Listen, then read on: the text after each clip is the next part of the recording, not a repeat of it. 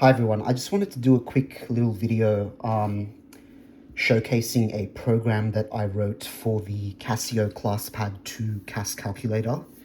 So I was a bit surprised that that a $260 calculator doesn't have an inbuilt function for deriving the divisors of a number. You can only do prime factorization, and that would be enough in itself to calculate the divisors, but the factorization, it's not in a format that can be manipulated very easily. It's sort of just in a string based format. I can't really access the individual bases and the exponents and manipulate them. So I did figure it out eventually, but the way I did it first was I just wrote a very basic program. Now, the programming environment is surprisingly unintuitive, so I did my best here. I wrote a couple versions. I'll show you the first one that I wrote. So this one was just very simple. Check that the input, it just takes one parameter x, checks that it's a valid number. If it's not, we return nothing. I just declare some namespaces here for variables that I'm going to use. I take the absolute value of x, just in case it is a negative, because I don't want to deal with negative numbers. If the number's 1, return 1.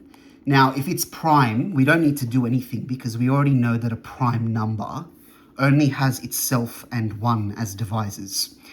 The issue is you can only use the inbuilt function for checking if a number's prime if it's less than or equal to 999,999,999. So if it's greater than that, I'm not going to check if it's prime. Unfortunately, we're going to have to do the whole process. Now, in the trial division version, I just have a couple of initial sanity checks to make sure that I avoid as much work as possible. If the number's a power of 2, it's not going to have any odd divisors other than 1. So we can start from 2 and increment by 2. If the number's odd, then it's not going to have any even divisors. So we can start from 3 and increment by 2. In all other cases, we do have to increment by 1, unfortunately, because there's no way of guaranteeing. There's no numbers that we can skip. And then I just use the typical trial division method. The issue is that on a calculator processor, this is very, very slow for big numbers. You know, and like numbers that are big but not that big. And it's I don't know, it's just a bit of an issue. So there's another way of getting divisors of a number. You use the prime factorization and then you use a combinatrix formula to derive the divisors. It's like when you take the exponents, you add 1 and you multiply them together. That gives you the number of divisors. But then there's also an algorithm that lets you get the divisors themselves.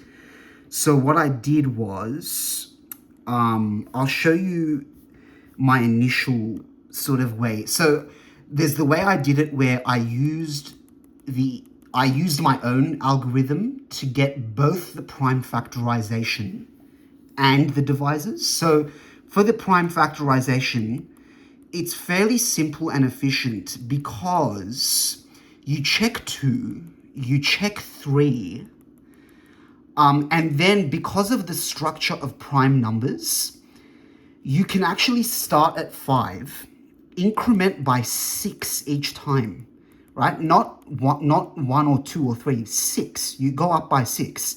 And at each point, you check I and I plus 2. And you're guaranteed to find all of the prime numbers up to the square root of n. And then I just use the combinatrix formula and I use that prime factorization to get the divisors. Now, that's sufficient in 99% of cases, but sometimes the prime factorization bit takes a while too. So I also had another version of this where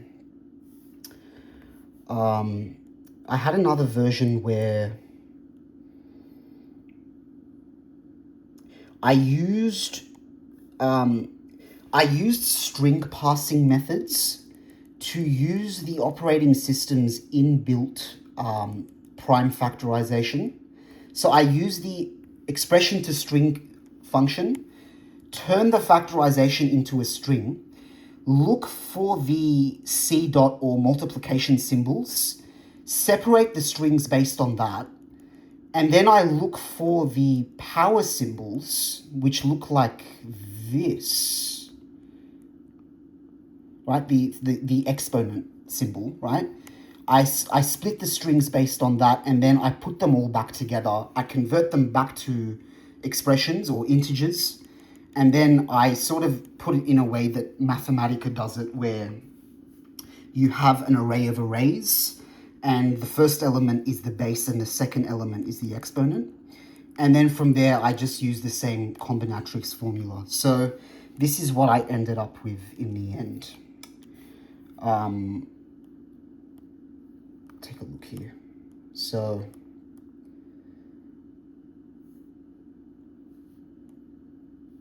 we'll use the string one because that's the fastest one. Random number.